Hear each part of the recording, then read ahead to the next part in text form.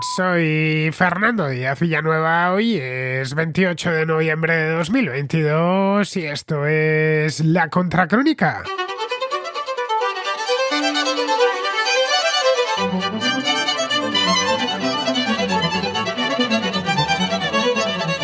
La semana pasada dio comienzo el Mundial de Fútbol de Qatar, un campeonato abonado a la polémica desde que fue concedido hace ya 12 años cuando Sepp Blatter se encontraba al frente de la FIFA. De lo inoportuno de esta sede se ha hablado mucho desde el momento en el que fue elegida.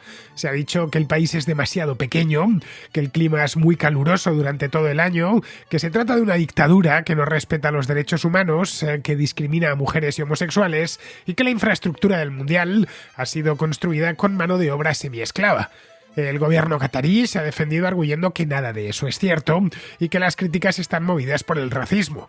El propio presidente de la FIFA, el suizo Gianni Infantino, ha secundado el relato catarí diciendo hace unos días en un discurso que, y esto es textual, Europa debería pedir perdón por los últimos 3000 años antes de dar lecciones de moral. Sí, dijo 3000 años, cuando la civilización ni siquiera había llegado al continente europeo. Dejando a un lado el desconocimiento absoluto que Infantino tiene de la historia europea y universal, pedir lo contrario sería demasiado para un presidente de algo tan vulgar y asediado por la corrupción como la FIFA. El hecho es que las acusaciones de explotación laboral hacia los trabajadores inmigrantes no se han detenido. La prensa y ONGs occidentales como Amnistía Internacional o Human Rights Watch calculan en miles los trabajadores muertos durante la construcción de las infraestructuras mundialistas. El diario The Guardian aseguraba el año pasado que habían muerto no menos de 6.500 trabajadores extranjeros basándose en registros oficiales de Qatar. El gobierno catarí arguyó que la cantidad de muertes era proporcional a la masa laboral del país, formada mayoritariamente por población inmigrante. Según los datos ofrecidos por el gobierno, solo han muerto 3 personas en las obras del Mundial, para el que han levantado 8 estadios y más de 100 hoteles. Desde Occidente se ha pedido a Qatar que indemnice a los trabajadores inmigrantes, concediéndoles un fondo de 440 millones de dólares, que es el equivalente al premio por ganar la Copa del Mundo de Fútbol. Pero los cataríes se oponen a cualquier tipo de indemnización con carácter general. A cambio, se han mostrado dispuestos a indemnizar de forma individual, en algunos casos, y a realizar algunos cambios en materia de legislación laboral. Ahí ya han dado algunos pasos, como el desmantelamiento parcial del sistema conocido como kafala, un mecanismo de patrocinio laboral muy habitual en los países del Golfo Pérsico que deja al trabajador completamente a merced de su empleador. Con la kafala, el trabajador no puede cambiar de trabajo ni abandonar el país sin el permiso de su patrocinador, de modo que así se eterniza el ciclo de abuso laboral. Desde hace un par de años en Qatar la kafala se ha relajado mucho y se han emprendido reformas como la introducción de un salario mínimo, pero nada ha cambiado en lo relativo a la libertad de expresión o a la discriminación de las minorías, por lo que las críticas persisten, ocasionando que el ambiente que se respira en torno a los partidos esté muy enrarecido. En la FIFA no saben ya ni qué decir. Lidian con una herencia envenenada que, tal y como estaba previsto, ha hecho de este mundial un auténtico infierno.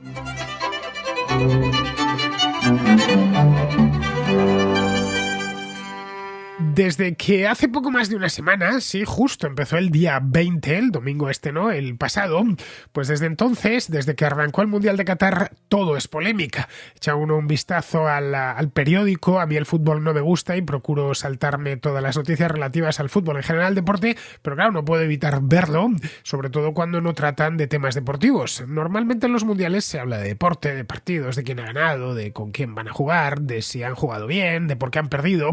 En este caso, aparte de eso, que evidentemente también, se está hablando mucho de política y de gestos políticos. Esto no es habitual en los mundiales de fútbol como no lo es en los Juegos Olímpicos.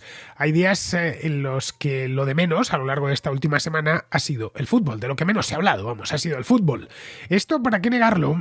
Era previsible desde hace no un año, ni 2, ni 3, ni 4, era previsible desde hace 12 años. Desde que en diciembre del año 2010 no ha llovido nada. Desde entonces, bueno, en Qatar no ha llovido demasiado, pero sí en otras partes del mundo, solo unos meses después de que el Mundial se celebrase en Sudáfrica.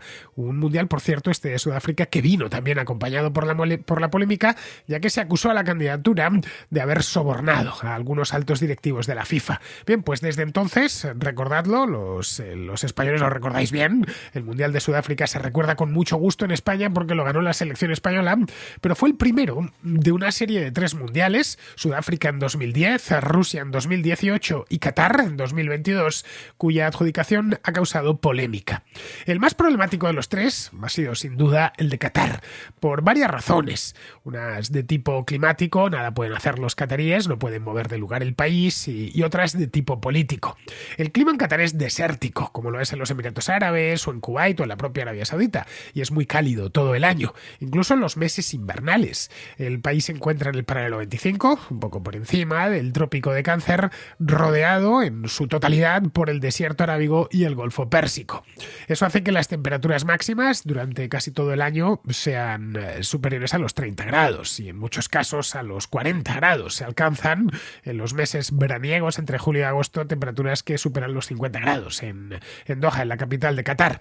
Bueno, la máxima de hoy, le he ido a echar un vistazo, 28 de noviembre, será de 32 grados. La de este domingo también ha sido de 32 y mañana será 29. La máxima que esperan los meteorólogos es de 30 grados. Una temperatura similar, una temperatura paradisíaca por lo menos para mí, similar a la que hay en Europa durante el verano, la que uno puede encontrar pues en torno a una máxima de 30 grados en el centro de Europa o incluso en el sur de Europa en ciertas zonas, en otras hace más calor en verano, pues sí, en el mes de mayo, en el mes de junio, de julio, ¿no? Bien, esto obligó, cuando se decidió llevar a Qatar, obligó a llevarse el Mundial a los partidos, a una fecha tan anómala como el mes de noviembre. Ni siquiera, yo pensé que quizá alguno en el pasado, yo no puedo recordar todos los mundiales que empezaron a jugarse hace casi un siglo, pero sí recordaba los que yo recuerdo, que el primero que recuerdo es el Mundial de España, el del 82, que era yo pequeño, pues desde entonces todos se habían jugado en verano, pero claro, todos se habían jugado en el hemisferio norte, salvo el de Brasil, que se había jugado en el hemisferio sur hace no mucho, el año 2014 exactamente, se jugó el de Brasil. Pero hemos ido a echar un vistazo a mundiales anteriores que se habían jugado en el hemisferio sur, caso de Chile, por ejemplo, en el 62, el de Argentina en el 78, el de Sudáfrica en 2010, también en el hemisferio sur, por cierto, o el de Brasil en 2014. No se cambió la fecha de celebración. En todos estos casos se jugaron estos mundiales entre mayo y julio, a pesar de que en estos países había empezado ya el invierno, estaba a punto de empezar. Pero en Qatar era imposible materialmente o climáticamente celebrarlo entre mayo y junio, ya que la temperatura en esos meses supera con creces los 40 grados centígrados a la sombra. No hay manera humana de jugar un partido a no ser que quieras caer rendido, deshidratado en el campo. La cuestión climática se solventó llevándoselo a finales de noviembre, lo que ha ocasionado un quebranto en las ligas nacionales del hemisferio norte, que empiezan a finales de agosto, principios de septiembre y que se juegan hasta los meses de mayo-junio. Las ligas del hemisferio norte pues son las más importantes del mundo, esencialmente las ligas europeas como la Premier League en Inglaterra, la Liga Italiana, la francesa, la española o la alemana. Bien, esas ligas han tenido que parar, tal cual, porque no se puede jugar el Mundial, tener a muchos de los jugadores jugando en la selección y a la vez mantener la liga jugando a ciertos equipos, los equipos que tienen mejores jugadores, pues en el caso español, que puede ser el Barcelona, el Real Madrid, el Atlético de Madrid, pues tienen muchos seleccionados y claro, eso les debilitaría bastante. Por lo tanto, han obligado a que varias ligas europeas hayan tenido que dejar de jugarse. Concretamente, hasta que termine el Mundial, la Liga Española ha ido a mirarlo. Dejará de jugarse entre el 10 de noviembre, es decir, desde principios de este mes, hasta el 29 de diciembre, pasada la Nochebuena y la Navidad. Desde el punto de vista deportivo, parar casi 2 meses en medio de la temporada, pues no lo sé, pero a mí me parece un poco un disparate, ¿no? Hacer una parada tan larga. En la FIFA, evidentemente, esto lo sabían perfectamente, porque es la Federación Internacional de Fútbol, saben perfectamente que no se puede parar no se debe parar así gratuitamente una temporada de fútbol, pero escogieron a Qatar a pesar de ello. Si solo se hubiese quedado en una cuestión de fechas, nada hubiese sucedido. Bueno, sucede que a veces el mundo es muy grande y también tienen derecho a celebrar mundiales países que están en los trópicos, incluso países que están en los trópicos más tórridos, como es el caso de los de la península arábiga. Pero es que las críticas hacia la candidatura han ido mucho más allá. Se habló de sobornos al comité ejecutivo de la FIFA, como ya se había hablado en el pasado, con esto que os contaba de Sudáfrica, de la falta de libertades en el país, de la persecución a ciertas minorías, como por ejemplo los homosexuales. De ahí que durante estos días hemos visto como muchos europeos llegaban con brazaletes arcoíris. Por supuesto, están terminantemente prohibidos y a la FIFA no le gusta nada esto de que desafíen a quien está organizando el Mundial. Y también se ha hablado del trato que se dispensa a los trabajadores inmigrantes, que constituyen, podemos pensar que son unos pocos, no, constituyen algo así como el 95% de la fuerza laboral de Qatar. Esto es muy común en estos países del Golfo, no es que haya más inmigrantes que nacionales, es que hay muchos más inmigrantes que nacionales. En Qatar, como en los Emiratos Árabes Unidos, o en Arabia Saudí, o en Kuwait, trabajan millones de extranjeros. Una parte pequeña de estos extranjeros son occidentales, expatriados, que se encargan por lo general de trabajos cualificados, trabajos de ingeniería, de banca, abogacía, etcétera. Están, por supuesto, estos trabajos muy bien pagados. Me consta que tengo a más de un contraescucha que está en los Emiratos y que alguna vez ha dejado alguna nota de voz desde allí, y no han ido allí, por supuesto, a construir hoteles ni nada de eso, que tienen buenos empleos, pues como los españoles que viven por esa zona. Pero esto es solo una parte minoritaria de los extranjeros que viven en lugares como Qatar.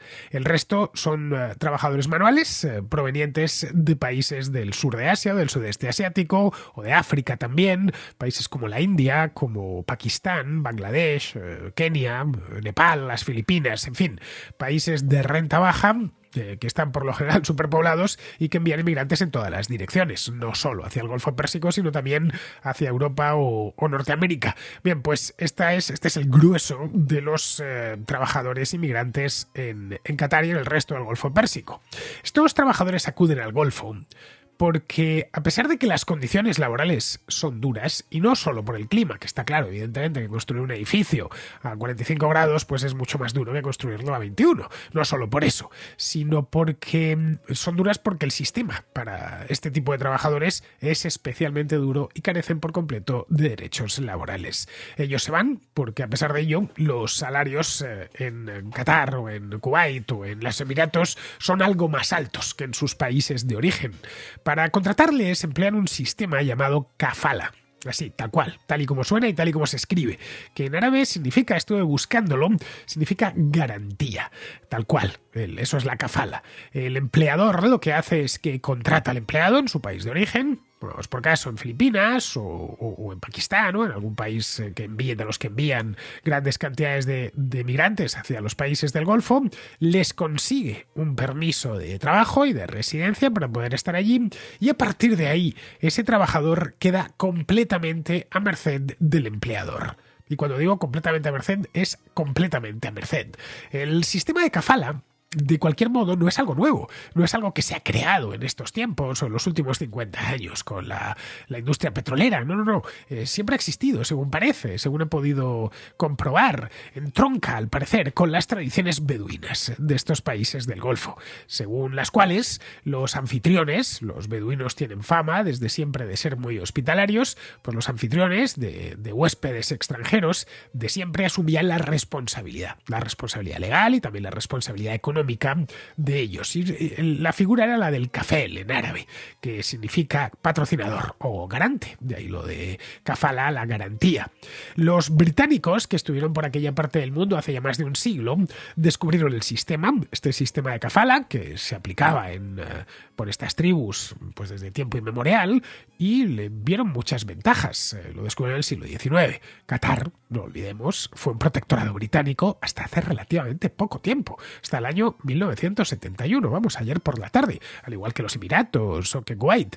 ¿Y qué hicieron con este sistema? Pues adaptarlo y emplearlo para llevar hasta esos protectorados del Golfo Pérsico inmigrantes de otras partes del imperio, como por ejemplo del Raj de la India. Tras la independencia, que en el caso de Qatar se produjo en el año 71, el sistema de kafala se mantuvo e incluso se reforzó, porque el auge petrolero y gasístico hizo que estas pequeñas economías necesitasen de golpe muchísima mano de obra.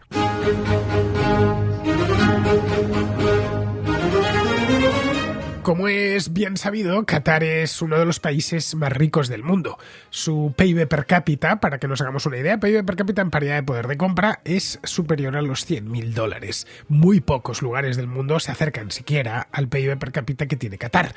Claro, que haya tanta riqueza concentrada en tan poco espacio ha hecho que muchos acudan allí, desde el abogado occidental o el experto financiero o el ingeniero hasta pues el filipino que va a limpiar letrinas o a construir hoteles o lo que le pongan por delante, el filipino, el bangladeshi que no tiene ningún tipo de cualificación. Estos lugares donde se gana mucho dinero son auténticos imanes. Llevan décadas atrayendo a trabajadores de todo el mundo, con la promesa de salarios altos. A los estadounidenses o los europeos les atraen con salarios algo más altos de los que les están pagando en Londres, en Nueva York o en París, y a los de la India o Pakistán pues les ofrecen salarios algo más altos de lo que les están pagando en sus ciudades de origen. El sistema de kafala que se aplica en todos estos países, se ha aplicado en los últimos años, ha creado una estructura muy jerárquica, tremendamente jerárquica. La pequeña pero poderosísima minoría de cataríes nativos son muy pocos. Es fascinante ver cómo tan poca gente, cuando hablan de cataríes, los cataríes, realmente cuando hablamos de cataríes nativos son, no diré cuatro, bueno, son cuatro, pero son muy pocos, son unos 350.000. Es el 10% de la población en un país que tiene casi 3 millones de habitantes. Algo así como si, que se vive en España, un país que tiene bastantes inmigrantes, pues que los españoles nativos fuésemos solo el 10%, pues llamaría la atención. Bien, pues eso mismo sucede en lugares como Qatar o como los vecinos Emiratos Árabes o como Bahrein, que está también pegado a Qatar. Eso sí, Qatar es una península y Bahrein es una isla. Bien, pues esta minoría de cataríes nativos se encuentra en la parte superior de la pirámide. Los cataríes reciben infinidad de subsidios del gobierno gracias a la riqueza petrolera y sobre todo gasística tratándose de Qatar, y muchos de ellos ni siquiera necesitan trabajar. Algunos, si trabajan, lo hacen porque quieren entretenerse un rato, por puro divertimento personal, o porque las leyes en muchos de estos países imponen que cualquier inversor extranjero, generalmente inversores occidentales, tienen que buscar un socio local. Se asocian con él y ya ese es, entre comillas, su trabajo, haber puesto la firma y el pasaporte para que ese inversor austriaco, británico o canadiense pueda establecerse y hacer algo de dinero en uno de estos emiratos. Bien, pues estos cataríes, como digo, son solo el 10%. El 90% de la población son extranjeros. Entre los extranjeros tenemos, como os decía antes, la minoría occidental, los famosos expatriados o expats, que ganan buenos salarios y que por lo general viven en burbujas, solo para occidentales. Es muy común, yo conozco algunos cuantos que han estado de expatriados en los Emiratos, más que en Qatar, y bueno, pues vivían razonablemente bien, razonablemente cómodos, en buenos apartamentos, no tenían problemas de dinero, podían salir a cenar cuando les viniese en gana, podían venir a España siempre que se lo podían permitir, y si les faltaba algo para venir a España era el tiempo, más que el dinero. Se relacionan con otros occidentales, pues un español se relaciona con italianos, con franceses, con estadounidenses, pero vamos, que su vida es dentro de un orden bastante confortable y sobre todo que les pagan muy bien. El resto, claro, evidentemente nadie se quiere ir a vivir allí si no le van a pagar más que en España. El resto son del tercer mundo. Estos ganan poco en un país con precios propios del primer mundo. Qatar es un país del primer mundo a todos los efectos económicos y se dedican pues a labores domésticas, sobre todo las inmigrantes femeninas, ¿no? A la parte baja, el sector servicios y a la construcción. La línea divisoria en Qatar es la nacionalidad, es el pasaporte. Los empresarios a menudo pagan diferentes sueldos por el mismo trabajo en función de su nacionalidad. Si ven que en el pasaporte pone, no lo sé, Alemania, Deutschland, pues va a tener un sueldo, que si pone India va a tener otro sueldo. Ojo, incluso en el sector servicios, es decir, un cocinero que provenga de Filipinas, lo más probable es que gane menos que un cocinero que venga de Italia. Esto es una cosa que todo el que conoce aquella parte del mundo lo sabe a la perfección. Eres en buena medida lo que pone en tu pasaporte.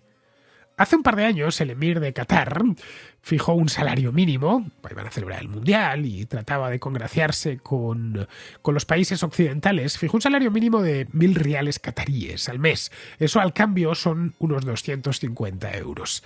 Pero claro, 250 euros, que en Bangladesh pues sería una cantidad respetable para poder vivir. En Qatar pues no sirve para gran cosa. Cuando en el año 2010 la FIFA adjudicó a este país la Copa del Mundo de 2022, no pidió en ningún momento, en aquel entonces Sepp Blatter, no pidió que mejorasen las condiciones laborales en el país. A pesar de que sabía, a ciencia cierta, porque cuando hicieron la propuesta era el peor de los candidatos, con diferencia. Los otros eran, si mal no recuerdo, era Estados Unidos y Australia, que se habían propuesto. Para la 2018 se habían propuesto también el Reino Unido y tampoco la eligieron, a pesar de que su candidatura era mejor que la rusa.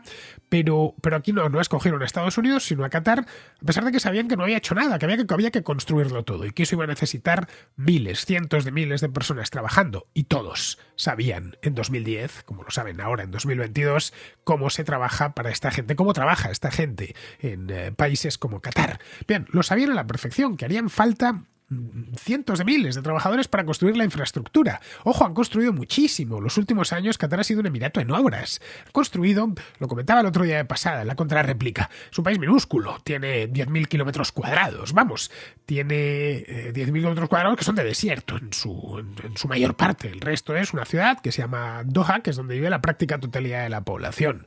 Bien, pues han construido 8 estadios de FIFA 5 estrellas, lo mejor para poder celebrar un mundial. Han expandido y han ampliado el aeropuerto.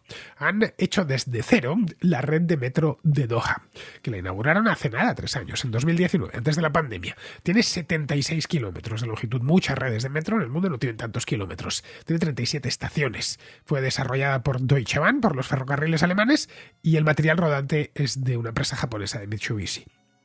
Más de 100 hoteles, aparte de eso. Como vemos, las empresas occidentales han hecho pues un gran negocio. Solo en la red de metro, entre los de Deutsche Bahn y los japoneses de Mitsubishi, han hecho un montón de dinero. Bueno, han hecho más de 100 hoteles en la ciudad, nuevas carreteras, un barrio costero de nueva planta. Esto son, entre otras muchas cosas. Esto nos permite hacernos una idea de todo el trabajo que ha hecho falta poner en Qatar en los últimos 10 años. Qatar, la FIFA y varias empresas multinacionales se han beneficiado claramente de los trabajadores inmigrantes. El sistema kafala de patrocinio laboral y una legislación, que en lo relativo al trabajo es extraordinariamente laxa, les ha permitido ganar muchísimo dinero. Cientos de miles de estos trabajadores viven o han vivido en grandes campos de trabajo segregados del resto de la población, en condiciones miserables. Si habéis visto algún reportaje por televisión, pues lo habréis visto con dolor, porque es lo que produce ver estas cosas. El gobierno de Qatar asegura y se pone muy trágico diciendo que cada muerte es una tragedia. Pero claro, ahí en Qatar no todas las vidas valen lo mismo. Miles de trabajadores inmigrantes muy mal pagados que vienen del sur de Asia, de África, han muerto en las obras realizadas, bajo un calor extenuante que puede superar los 50 grados, con jornadas laborales kilométricas de muchas horas, pero sus familias no han sido indemnizadas de ningún modo, ya que la mayor parte de esas muertes han sido declaradas como naturales o simplemente como fallos cardíacos. Estos trabajadores carecen, por supuesto, del derecho a sindicarse y, por descontado, no pueden protestar. Si lo hacen, si se atrevan a protestar, aunque sea una protesta muy sencillita con una pancarta minúscula, son deportados en el acto. La presión internacional ha hecho que el gobierno acometa una serie de reformas laborales. Pero estas reformas primero han llegado muy tarde. La kafala no se retiró hasta 2020. Ha estado en vigor hasta 2020, a pesar de que ellos tenían el mundial adjudicado desde 2010. Podrían haberlo hecho al día después, si esto fue en diciembre, pues de 2010, en enero de 2011, retirar esto. El alcance además ha sido muy limitado. En este momento, el año 2020, el gobierno decidió ya reformarla porque es que era un clamor, permitiendo, por ejemplo, que el trabajador pueda salir del país. Antes no podía, o cambiar de empleo sin permiso de su primer empleador. Pero esto último tiene letra pequeña, ¿eh? El trabajador puede marcharse, pero antes debe comunicárselo a su empleador, y este tiene que darle una carta de renuncia, cosa que no siempre sucede, o que se retrasa semanas o meses. Hasta que no tiene esa carta no puede dejar el empleo. A veces incluso sucede que el empleador se esfuma y deja sin pagar a toda la plantilla. El gobierno antes no hacía nada. Ahora ha creado un fondo de garantía salarial para pagar a los trabajadores, en el caso de impago, que son, según parece, bastante comunes. Pero las condiciones para acceder a ese fondo son endemoniadas, y muchos tienen que regresar a su país de origen sin haber cobrado un céntimo. La FIFA espera ingresar miles de millones de dólares por la Copa del Mundo, y por supuesto no ha hecho nada al respecto. Se ha limitado a echar balones fuera, y nunca mejor traída una metáfora.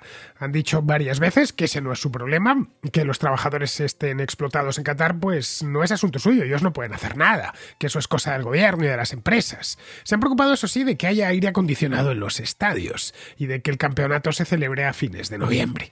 Lo que les están pidiendo ahora es que, después de equivocarse concediendo un mundial a un país que nunca debió de celebrarlo, por varias razones que ya he expuesto, pues lo único que le están pidiendo es que se haga cargo de al menos parte del desaguisado que ocasionó su codicia.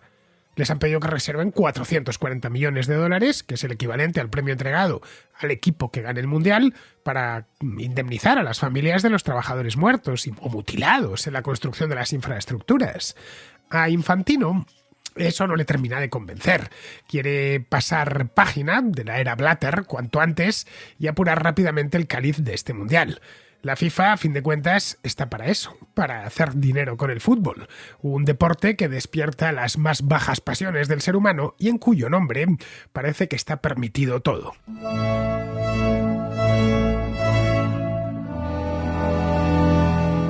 Vamos con la contrarréplica. Empezamos con Carlos, que es de Ciudad de México, que nos habla de la reforma electoral que quiere hacer López Obrador. Hola, Fernando. Para comentarte una cosa curiosa que pasa aquí en México. Como sabes, AMLO está queriendo impulsar su reforma electoral y hace un par de semanas la gente aquí se manifestó, claro, con ayuda de la oposición, en contra de esa reforma. Ahora, hoy domingo, AMLO convocó una marcha a favor de su reforma, pues. Pero lo curioso es que el meme se hizo real. AMLO convoca una marcha a favor de AMLO por la reforma de AMLO hacia donde vive AMLO y terminará en un discurso pronunciado por AMLO a favor de AMLO, por supuesto. Es algo curioso que pasa aquí en México. Según leí el otro día, hace un par de días, una cosa así, AMLO al final ha decidido que no, que desiste por ahora con esto de la reforma, pero que buscará el modo de hacerlo en el futuro. Para los que no estén al tanto, AMLO lleva meses, pues desde marzo, abril, una cosa así, obsesionado con cambiar la legislación electoral en México. Quiere crear una nueva junta electoral que sustituya a la actual. La actual se llama Instituto Nacional de Elecciones y Consultas, INEC. La reforma en sí consiste, según él, en hacerlo más democrático. El INEC quiere que las dos cámaras del Congreso, el presidente y el Tribunal Supremo propongan una lista de candidatos entre los que elegirían los mexicanos en elecciones públicas. Junto a eso quiere que en las campañas electorales se dedique media hora diaria en cada cadena de radio y televisión a hablar de los distintos candidatos. Dicen que quiere hacer reforma para que salga más barato celebrar elecciones porque según él son muy caras. Ha dado de hecho el coste de las elecciones en países como Colombia, donde salen más baratas, pero claro, es que Colombia tiene menos de la mitad de los habitantes de México. Así que nada, la semana pasada, como bien nos ha contado Carlos, la oposición convocó una manifestación, una gran manifestación en el centro de Ciudad de México para protestar contra esta reforma, que la verdad sea dicha, no es necesaria, no hace ninguna falta. El INEC funciona bien y es independiente, que es lo que debe de ser una junta electoral. Seguramente puede mejorar, pero yo dudo que lo hagas si lo politizas, que es exactamente lo que quiere hacer AMLO. Como no le gustó nada la manifestación, porque este tipo tiene ya cierto aire de mesías, montó su propia manifestación de apoyo a mayor gloria suya. Dio un discurso que cuando lo vi me quedé ojiplático. Lo he ido a buscar. Y decíalo textualmente. Lo del INE fue una excusa, una bandera. Pero en el fondo los que se manifestaron ayer lo hicieron en contra de la transformación que se está llevando en el país. Lo hicieron a favor de los privilegios que ellos tenían antes del gobierno que represento. Lo hicieron a favor de la corrupción, del racismo, del clasismo, de la discriminación, en fin. Como se puede ver, AMLO es ya una parodia de sí mismo. Va a llevar fatal eso de tener que abandonar el poder cuando le toque, dentro de un par de años. Bien, vamos ahora con Enrique, un contraescucha muy joven que ha escuchado el programa que hice con Girauta la semana pasada y nos habla de la clarividencia de Ciudadanos antes de las últimas elecciones. Muy buenas, Fernando. He estado escuchando estos días las contracrónicas que hiciste el lunes con un tío blancotero sobre este absoluto desastre, este despropósito que es la trasnochada ley del solo sí es sí de este Ministerio de Igualdad, más bien Ministerio de Desigualdad nuestro, y la de ayer con Juan Carlos Girauta sobre estos 3 años que acaba de cumplir recientemente este gobierno de la vergüenza. Me llama además mucho la atención una cosa que ha dicho Juan Carlos Girauta, con la que además estoy totalmente de acuerdo, y es que en Ciudadanos ya advirtieron hace 3 años de todas las cosas que efectivamente ha ido realizando este gobierno para vergüenza de toda persona que se considere mínimamente demócrata. Y la verdad me entristece ver que la predicción se ha cumplido punto por punto. Y a pesar de todo, a pesar de esta advertencia que ya se hizo en aquella campaña electoral de cara a las elecciones del 10 de noviembre del 2019, sin embargo, el partido que fue castigado más duramente fue Ciudadanos. No deja de llamarme la atención, y luego han tenido razón en todo lo que han ido previendo. Sí que es verdad que Ciudadanos ha tomado unas decisiones más que cuestionables desde entonces, pero no me termina de encajar hasta cierto punto que haya sido solo un error de comunicación política por parte de Ciudadanos. Sin embargo, además, esto le costó el puesto a Albert Rivera. Bueno, le costó. Él decidió dimitir, lo cual, si me lo permites, Fernando, tengo que decir que le honra y que le convierte, tristemente, en uno de los políticos más honrados, por lo menos, que yo he visto. Por la sencilla razón de que asume como propio el fracaso electoral y el fracaso de esa campaña, y asume su responsabilidad, cosa que ni Pedro Sánchez ni Pablo Casado hicieron en su momento, cuando ambos dirigentes llevaron a sus partidos a los peores resultados respectivos de los últimos 20 años. En fin, ya llega un momento en que uno no sabe si, como persona joven, si tener esperanza en este país, porque desde luego la deriva, y ahí suscribo las palabras de Juan Carlos Girauta, es hacia intentar establecer un sistema autoritario y destruir por completo la democracia y el Estado de Derecho. No sé, ¿qué crees que queda alguna esperanza para las generaciones más jóvenes? ¿O tenemos que emigrar? Y bueno, y si crees que Ciudadanos hizo algo bien en su momento, o bueno, ya sé que me dirás que no, que tú desconfías de todo el mundo, pero yo también por general he desconfiado mucho de la política, pero cuando proponen medidas que me parecen sensatas, cuando había un programa que de verdad yo creía en él, llámame loco si quieres, pues lo tengo que decir. Y nada, sin más, pues muchísimas gracias por tus programas, la verdad, me acompañan mucho todos los días. Y nada, desde aquí también un saludo muy fuerte a ti, a todos los contraescuchas, y otro muy fuerte para don Juan Carlos Girauta y para Sergio Candané, don tío Lanquetero. Muchas gracias, Fernando. Bueno, Enrique, el Ciudadanos de 2019 se parece ya muy poco al actual, ¿eh? El partido quedó herido y sin rumbo en aquel momento, después de esas elecciones. Primero intentaron buscar su propio espacio y no lo encontraron. Al contrario, conforme pasaba el tiempo, lo que quedaba claro era que se les había evaporado el suelo bajo los pies. Entonces, como a perro flaco todos son pulgas, pues empezó a marcharse la gente de allí. Se quedaron primero sin votantes, luego sin militantes y por último sin talento. Al final el partido se ha convertido en un cascarón vacío, en espera de que les den la puntilla en las elecciones municipales del mes de mayo. El que pueda ponerse a salvo o ya lo ha hecho o lo hará antes de las elecciones. Los que queden dentro pues tendrán que enfrentar la disolución del partido, es decir, apagar la luz y cerrar la puerta, porque ya ni siquiera tiene fuerza en su región de origen, en Cataluña, que es donde Ciudadanos empezó hace pues más de 15 años, creo que fue en 2006 cuando nació este partido, y de donde salió años más más tarde pueden presentar un proyecto nacional. Pero vamos, tampoco te preocupes, ¿eh? Dentro de unos años, de pocos años, se habrá olvidado y solo los interesados en historia política de España se acordarán de él. Algo parecido a lo del Centro Democrático y Social de Suárez, el CDS, que llegó a tener algo de importancia en la segunda mitad de los 80 y luego se desinfló para terminar desapareciendo. Nadie se acuerda de él. Seguramente, como eres tan joven, ya habrás oído hablar del CDS. Podríamos ponernos tremendos y pensar que es una tragedia, pero no, los partidos aparecen y desaparecen y no pasa nada. Lo mismo sucede con los gobiernos, aunque ellos se crean que van a estar ahí siempre. En cuanto Sánchez y compañía abandonen el poder, nadie se acordará de ellos, como no nos acordamos ya de Rajoy o de Zapatero, no te digo de Aznar, ¿no? El destrozo que dejan unos, pues determina el gobierno del siguiente, pero siempre suceden cosas que no estaban previstas. Todo cambia a mucha velocidad. Mira, hace 10 años, 2012. Es que a estas alturas, finales de 2012, es que ni siquiera llevaba ya pues casi un año Rajoy en el poder y ni siquiera había aparecido Podemos o Vox. Bueno, faltaba, hasta principios de 2014 lo hicieron, año y pico, para que se fundasen ambos partidos. Y ya ves tú, hoy son los que copan todas las noticias, ¿no?